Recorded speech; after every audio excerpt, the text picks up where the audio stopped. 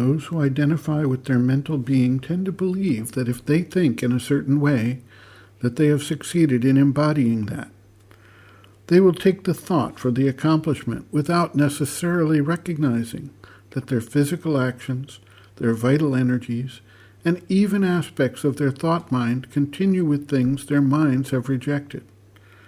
This occurs because people tend not to recognize that they are actually not a uniform being with one cohesive and coherent line of development, but rather that they are an amalgam of a number of different beings fused together into what we call ourselves, our personality, our being.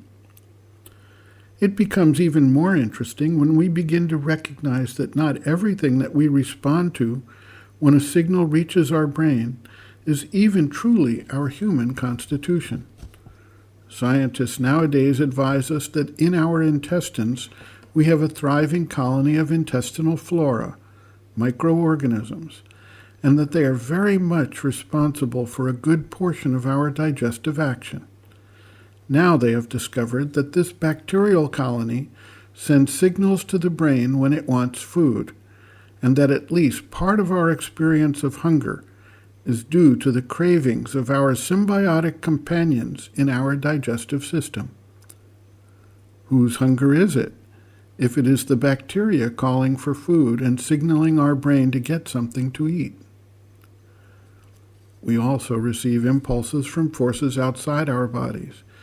We do not observe these forces entering and stirring up vibrations within us, so we tend to identify with those vibrations and treat them as our own.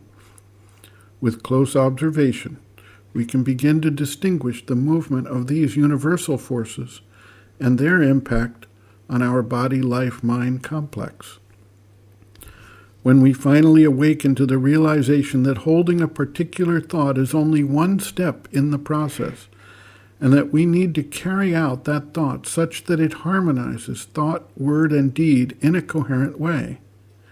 Until that happens, all of these elements, whether they are residents within our being, whether they are part of our vital or physical being with their habits, instincts, and trained responses, or whether they are external forces which we allow to enter and manifest within us, will drive our actions regardless of our mental ideas and aspirations. The mother writes, quote, "Evidently there is one difficulty. In your conscious being, something does not want the difficulty, wishes sincerely to overcome it. But there are numberless movements in other parts of your consciousness of which you are not conscious. You say, 'I want to be cured of that.' Unfortunately, it is not sufficient to say, 'I want.' There are other parts of the consciousness which hide themselves so that you may not be busy with them. And when your attention is turned away, these parts try to assert themselves. That is why I say and shall always repeat, be perfectly sincere. Do not try to deceive yourself. Do not say, 'I have done all that I could.' If you do not succeed, it means that you do not do all that you can. For if you truly do all that you can, you will surely succeed. If you have any defect which you want to get rid of and which still persists, and you say, 'I have done all that I could,' you may be sure that you have not done all that you should have. If you had, you would have triumphed. For the difficulties that come to you are exactly in proportion to your strength. Nothing can happen to you which does not belong to your consciousness. All that belongs to your consciousness you are able to master. Even the things and suggestions that come from outside can touch you only in proportion to the consent of your consciousness, and you are made to be the master of your consciousness.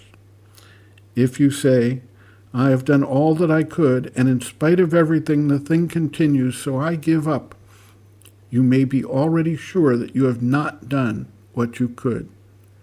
When an error persists in spite of everything, it means that something hidden in your being springs up suddenly like a jack in the box and takes the helm of your life.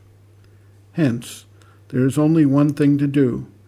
It is to go hunting for all the little dark corners which lie hidden in you, and if you put just a tiny spark of goodwill on this darkness, it will yield, will vanish, and what appeared to you impossible will become not only possible, practicable, but it will have been done. You can in this way in 1 minute get rid of a difficulty which would have harassed you for years.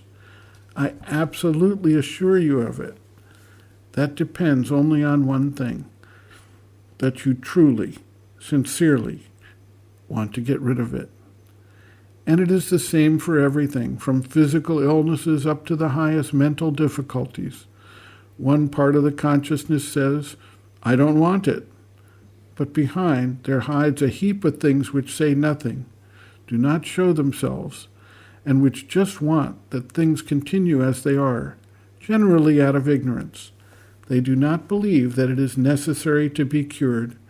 They believe that everything is for the best, in the best of worlds. End quote.